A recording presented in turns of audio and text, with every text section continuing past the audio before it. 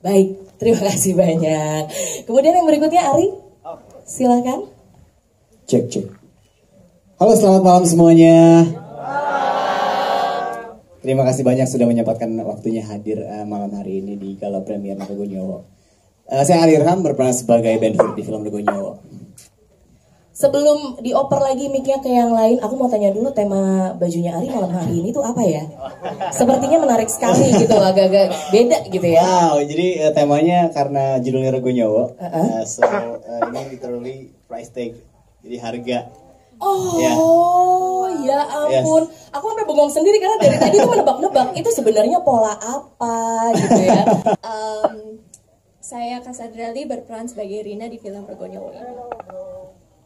Baik, terima kasih Cassandra. Kemudian Zoe silahkan. Hai, selamat malam semuanya. Thank you so much for coming. Aku Zoe Jireh berperan sebagai Hani di film Rego Nyowo. I hope you like it. Terima kasih Zoe. Yang berikutnya Sheva silahkan. Halo semuanya. Salam kenal. Aku Sheva berperan sebagai Nadia di film Rego Nyowo. Terima kasih Sheva. Kemudian Zaza silahkan. Halo, selamat malam semuanya. Semoga semua dalam kondisi sehat. Perkenalkan, nama saya Zaza Zivanya. Saya berperan sebagai Dela di film Rego Nyowo. Terima kasih Zaza. Siapa teman-teman yang ada di sini? Halo, selamat malam semuanya. Terima kasih sudah datang. Saya di sini berperan sebagai produser. Terima kasih sudah datang. Peran yang sangat penting untuk sebuah film ya, karena kalau nggak ada produsernya nggak ada dong filmnya ya. Baik, terima kasih. Di sini saya belajar di film ini bahwa kadang-kadang kalau dalam hidup kita mendapatkan sebuah tawaran yang baik, bahkan sangat baik untuk menjadi sebuah kenyataan, too good to be true. Ada sah kok kalau kita melihat kembali dan lihat insting kita, indera kita bilang apa. Dan kalau kita tolak sebenarnya sah juga, karena jangan sampai kejadian sama teman-teman di sini di film ini. Oke. Lebih ke mystery horror yang lebih mengeksplor karakter orang-orang dan bagaimana apa yang terjadi dalam kehidupan. Jadi bukan seperti slasher yang seperti tahun lalu Hitmaker punya, atau yang terlalu sadis, tapi lebih mystery horror, which menurut saya kadang-kadang lebih serem ya, daripada just darah-darah. Jadi ini sesuatu yang beda buat kita juga. Jujur Pak, beda. Apa baru tahu? Ya, terima kasih sebelumnya. Memang ini baru pertama kali saya menjadi cegil. Baru di film ini, dan khusus untuk di Rego Nyowo saya mau jadi cegil. Jadi awal-awalnya jujur aja ya, saya ini terjebak manja tapi bahagia. Jadi awal-awalnya saya nggak tahu kalau ada peran-peran seperti itu. Cuman saya mikir ini ceritanya kok kayaknya menarik banget, dan saya lihat juga sutradaranya siapa dulu, produsernya juga siapa dulu gitu kan. Jadi akhirnya ternyata setelah saya jalanin, aduh banyak banget kegilaannya. Ya itulah. Tapi di sini saya banyak belajar. Dan saya juga banyak dapat arahan dari Mas Riza gitu.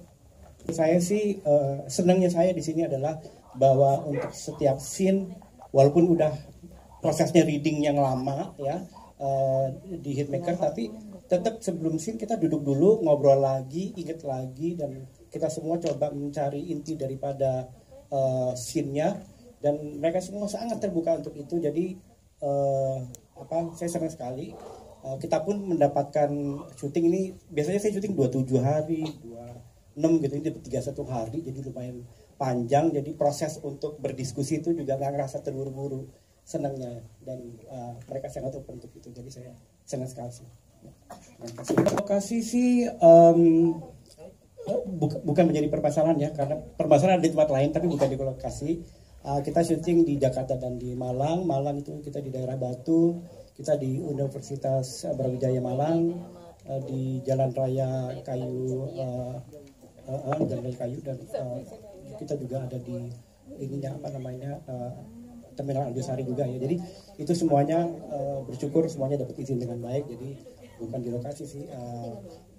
masalahnya mungkin dia antara itu sih, antara ini ya pocongnya ya, karena kita saya diskusi dengan Pak Rocky ini, kita tetap harus sesuatu yang beda gitu, apa aja gitu, karena kan emang penggambaran pocong udah tidak, bukan sekali dua kali ya gitu, jadi kita harus punya brand kita sendiri.